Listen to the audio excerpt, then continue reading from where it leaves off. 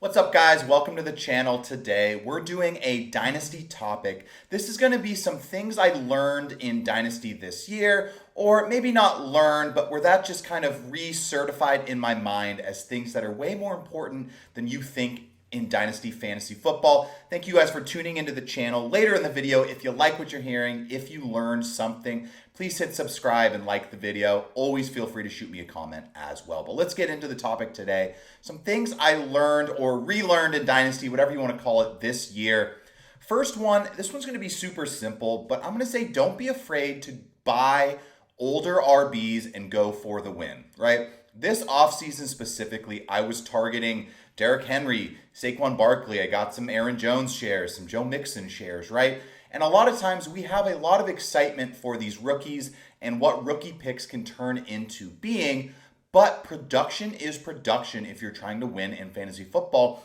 And older running backs decrease in value over the offseason. You buy them, then you can either use them to win games or you can flip them for a profit if it turns out to not be your season. I mean, I gave you all those examples, and I think you could have flipped every single one of those players for more than you bought them for, or your team is dominating right now and you don't even want to flip them. So that's number one. Second, I'm going to say this one, and it's going to be coaching matters. And what I mean by that is target players on teams with good coaches. And it can be a good place to look for undervalued players. My two examples are going to be the Broncos and the Chargers, right? Herbert, Bo Nix, Ladd McConkey, Cortland Sutton, etc. A lot of these guys were devalued due to what we thought about their teams going into the season. We didn't think Bo Nix was going to be good or his weapons were going to have a chance to succeed. We thought Harbaugh was just going to run the ball a lot, which he did, and J.K. Dobbins would be another example of a player. But, Herbert's been good. Ladd McConkey's been good. Quentin Johnson had a slight resurgence this year. And what I mean is good coaches can get more out of their players. And so not only do we want to be targeting good offenses in fantasy football, I think there may be some undervalued players on teams with good coaches who are being devalued as a whole. And that can be a good place to look for value in your redraft, in your dynasty leagues over the summer. Keep that in mind going into next year. Number three, sell replacement level players when you can.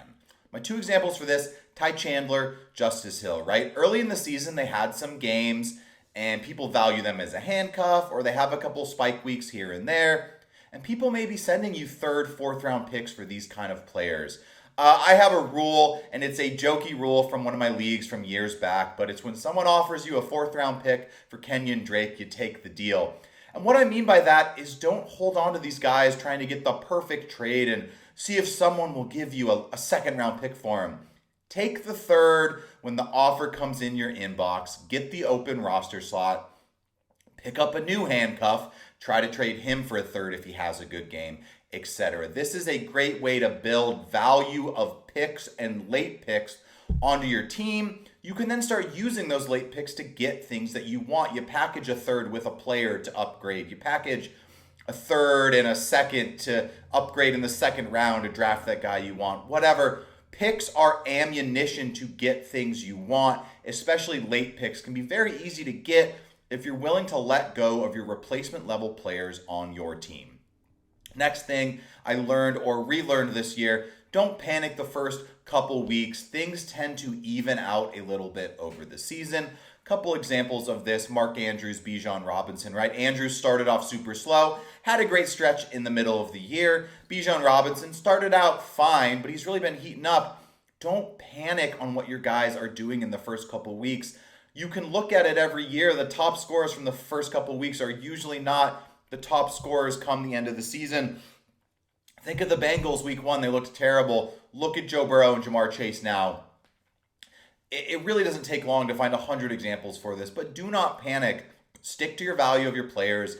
Let the sample size play out a little more and don't overly panic or overly do something in your league just based on weeks 1 and 2. And the last point I want to talk about, and I think this one's really important, and that's going to be make sure to build trading relationships in your league.